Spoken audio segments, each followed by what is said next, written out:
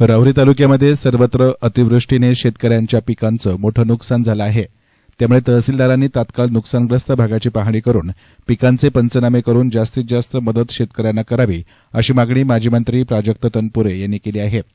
सोमवारी सकाळी राहुरी शहरातील जोगेश्वरी आखाडा, येवले आखाडा परिसरातील नुकसानग्रस्त भागाची माजी मंत्री तनपुरे यांनी पाहणी केली। यावेळी बोलताना ते म्हणाले की सध्या तालुक्यामध्ये सतत पाऊस पडतो आहे, त्यामुळे शेती पिकांचं मोठं नुकसान झालंय।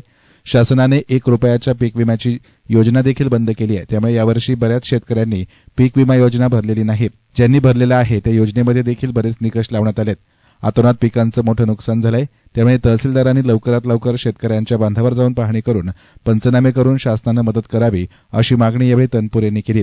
जो सततचा रोज 50-50 एमएमचा पाऊस त्या ठिकाणी पडतो, आपण इथं बघू शकाल की पिकांमध्ये मोठ्या प्रमाणावरती पाणी साचलेलं आहे। विशेषतः कपाशीच्या पिकाला आता सर्वदूर राहुरी तालुक्यात अशीच परिस्थिती आहे म्हटलं तरी वावगं होणार नाही।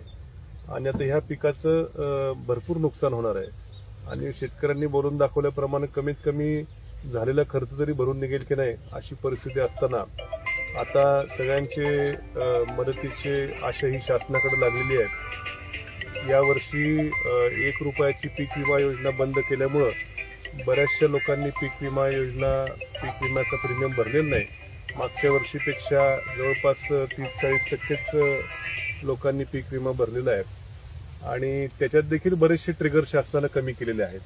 म्हणजे आता जर ह्या शेतकऱ्याकडे जर पीक विम्याचा मागच्या वर्षीचा जो पीक विम्याचे निकष होते ते असते, त्यांनी लगेच कृषी खात्याला 72 तासाच्या आत कळवलं असतं इथला फोटो काढून आणि त्यांना बाकीच्या महसूल मंडळात काय का हो इथं लगेच नुकसान भरपाई किंवा पीक विमा हा मिळाला असता।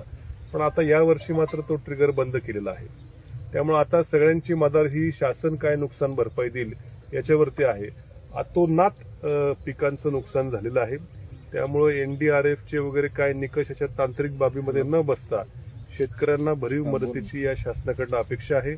मी मगाशीच तहसीलदारांकडे बोललो की अजून राहुरी तालुक्यामध्ये पंचनामे झालेले नाहीत, तर मी तहसीलदारांना विनंती केली की तात्काळ राहुरी तालुक्यामध्ये देखील पंचनामे करायला सुरुवात करावी आणि योग्य रीतीने पंचनामे करून शेतकऱ्याला त्याचे वरती शासनापर्यंत पोहोचवावे। शासनापर्यंत तरी तिथं देखील आम्ही पाठपुरावा करू की हा नुकसान भरपाई ही शेतकऱ्याला जास्तीत जास्त मिळाली पाहिजे। येस मीडियासाठी प्रतिनिधी गोविंद फुनगे, राहुरी।